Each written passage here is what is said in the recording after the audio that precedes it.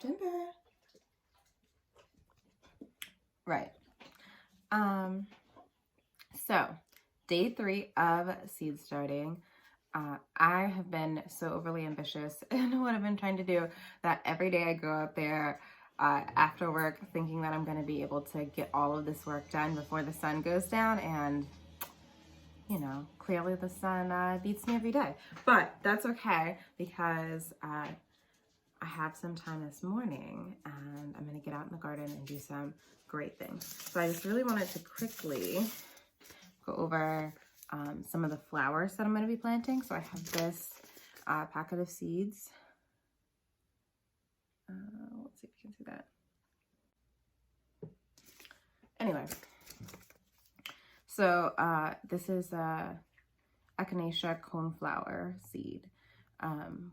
And we do already have a couple pollinator seeds, a couple pollinator plants out there. We've got a really big black-eyed Susan, and I'm going to fill out that area with some of this purple coneflower.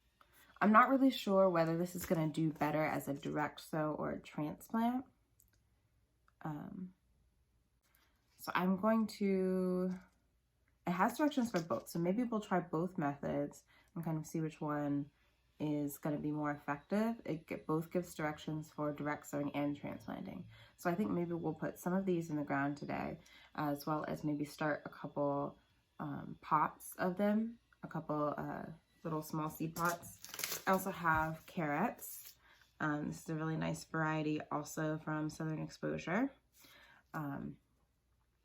And this is 75 days to harvest. I'm gonna plant about 2 rows of these into the garden beds and then save them and plant every 2 weeks so that we can have a succession of carrots to eat throughout the summer. So this carrot can be direct sowed into the ground starting from 4 weeks before average last frost. So average last frost where I am in DC is about March 27th. And we're in mid-March right now, so we're actually even could have planted these about 2 weeks ago, but we just started to get kind of a warm stretch of weather where it's been really nice outside to work the soil. So I'm going to do it now before we get another couple of cold nights. I want to get these in the ground, as well as I also want to get our tulip bulbs in the ground. These actually could have probably been planted out earlier in my region, but we'll just do it now.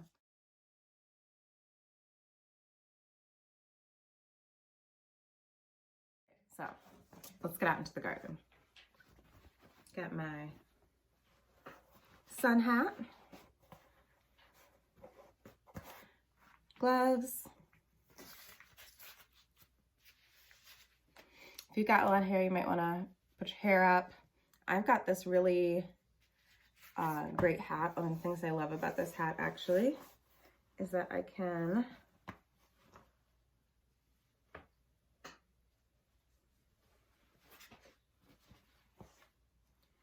pull my hair through, and there's actually a ponytail holder hole in the back of it, so I can, you know, be styling and profiling out in the garden. All right, gloves. You're gonna need some gloves, and if it's cold where you are, you know, a jacket or something. All right, let's go out and get to planting.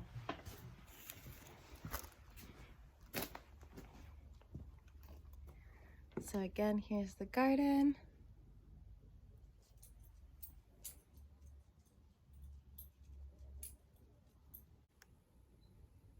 Here's September.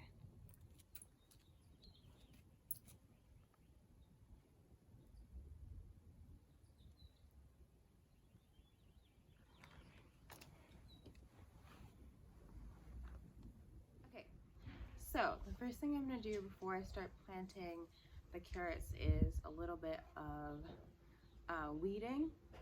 I'm just going to pull up some things that are sprouting, that are not where they're supposed to be. Maybe tame a little bit of this English ivy on our back wall, and Then I'm going to add some compost into the soil, give it a little bit of a turn with the rake, and then we'll be ready to go.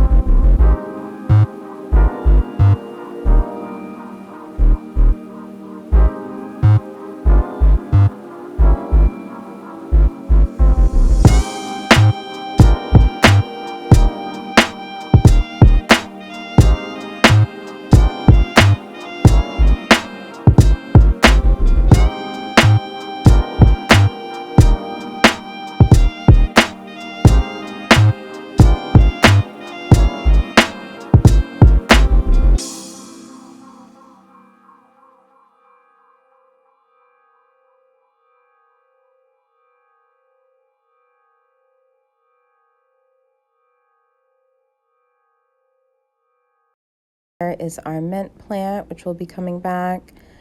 And I transplanted some of our kale from last year. And in the rows, we have Swiss chard, spinach, carrots, and at the far end, we have collard greens. All of these are cold hardy plants and should survive well even if we get a frost in the next couple of days. Oh, as well as my tulip bulbs. My tulip bulbs I've actually been keeping in the refrigerator over the winter. That's a tip that I got from my mom. I think it simulates them being underneath the ground because they need to be stored in a cold, dark place in order to germinate in the spring. You can also plant them in the fall. They'll be fine through the winter because they like that cold storage, and then they'll emerge come spring. I'm hoping, since I waited a little bit, I think we're towards the tail end of our cold weather here in DC.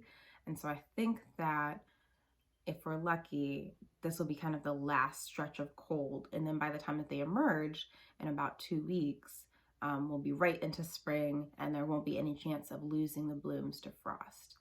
I mean, you know, with climate change, anything could happen. We could get a April snowstorm, but generally that's not too common in this area. So we're just gonna plant them and cross our fingers and hope for something good.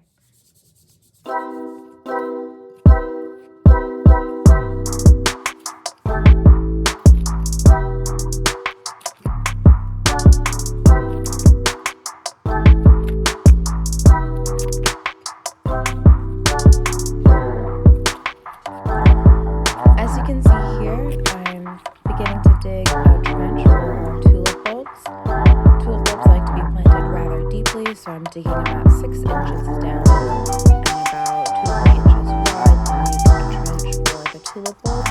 I'm doing this in the arc between the 2 garden beds just to create sort of an aesthetic border of flowers between the 2 vegetable garden beds.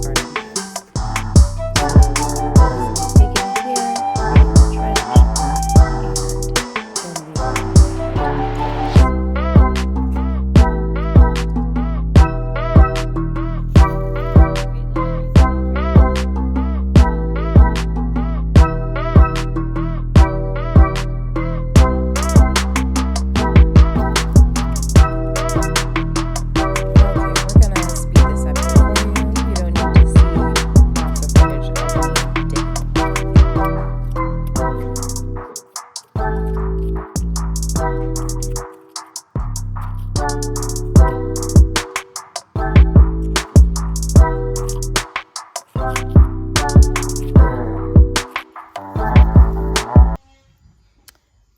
So with tulips, we're going to want to plant them crown up or pointy end up. I'm pretty sure that that's true.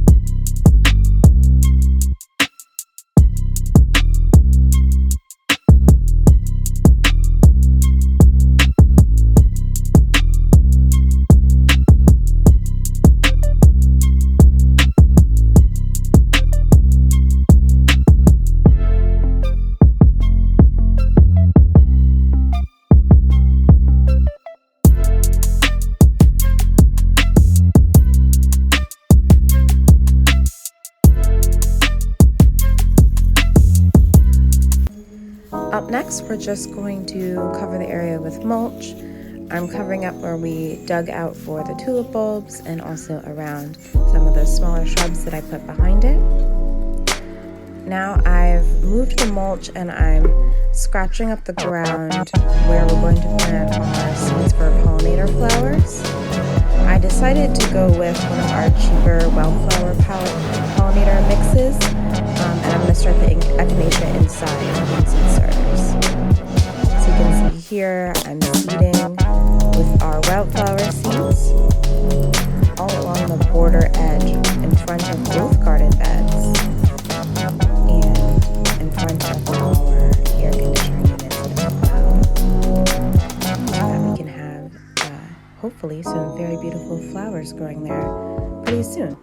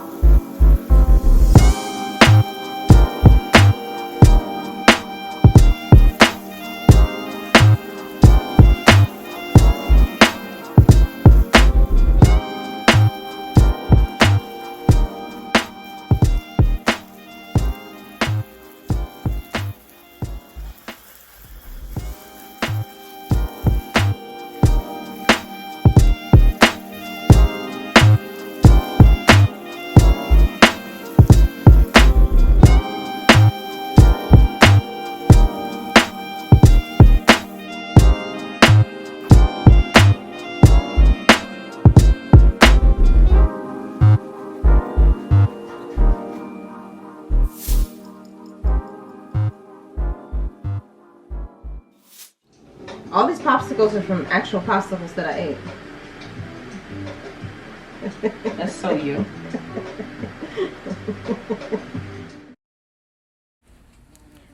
Now it's time to check on our seedlings. You can see here this is the echinacea coneflower that we talked about in the earlier part of the video.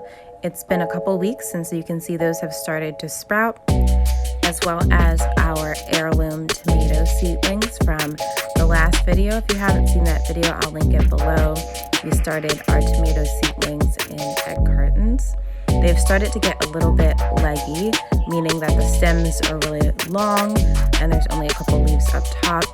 This is usually a sign that they're not getting enough sunlight, which does make sense as I'm in an English basement apartment and my natural sunlight is limited.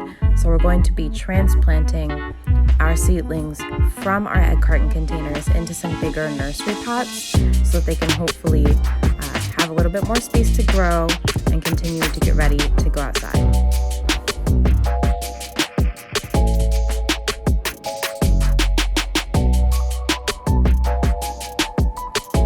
In this part of the video, I have started to separate the seedlings. I'm taking them out of the egg carton containers and gently separating each of the seedlings one by one. You want to try and do this without touching either the leaves or the roots so that you can keep them healthy as you're transplanting them. I'm starting to do this by just poking holes in the soil pretty deep down. I'm going to try and plant these tomato seedlings pretty deeply so that only about half of the stem is exposed, and the lower part of the stem I'm going to plant deeper down underneath the soil, and actually new roots will sprout from that stem, which will allow the tomato seedling to have a deeper root system, to be stronger, and then it'll be have a better chance of survival when eventually I do put them outside.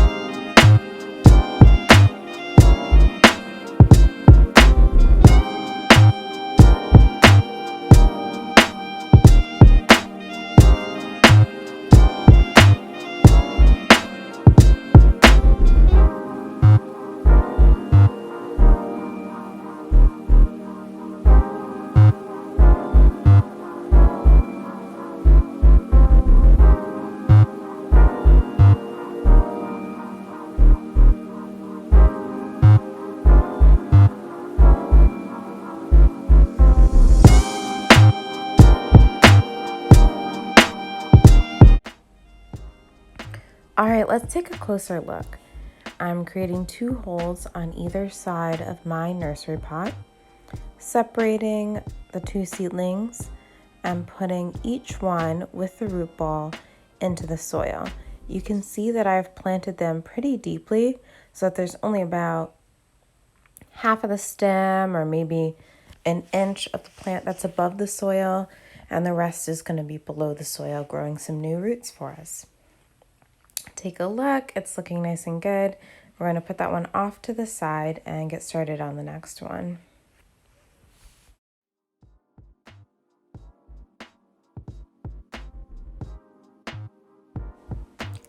Seedlings can quickly outgrow the starter trays that we have them in, so it's important that once they get to a couple of inches tall that you're thinking about how you're going to repot them either into bigger containers or out into your garden if the weather is appropriate.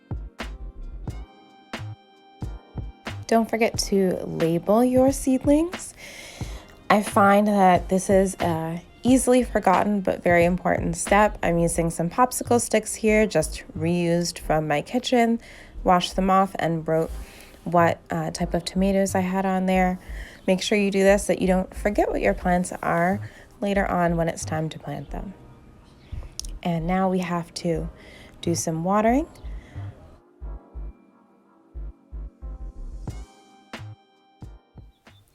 A little bit of a garden update today. Some of the veggies that we put in the ground have started to sprout, so I'm going to show you around that, and we'll take a look at how the garden's doing now that it's spring.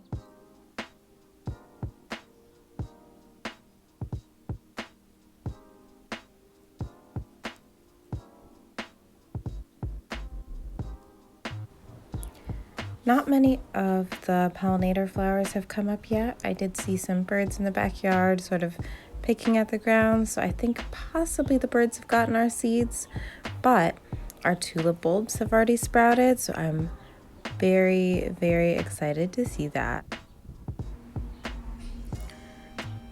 I'm also starting to see some buds appear on our blueberry bushes, which is a really great thing to see as well.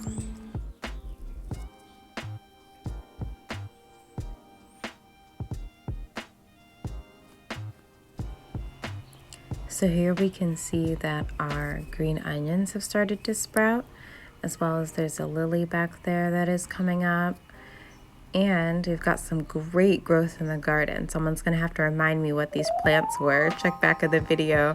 I think perhaps this is collard greens on the end, carrots in the middle, I believe. I want to say that this one is spinach and Swiss chard is the far one. And of course our kale, this is overwintered from last year, has some seeds on it now.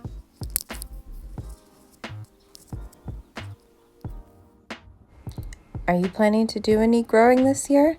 Let me know in the comments below. Let's start a conversation and share tips for our gardens. All right, that's it for today. Thank you all so much for watching. If you liked the video, please like below. And for more content, please subscribe. I really appreciate all of the support. Thank you.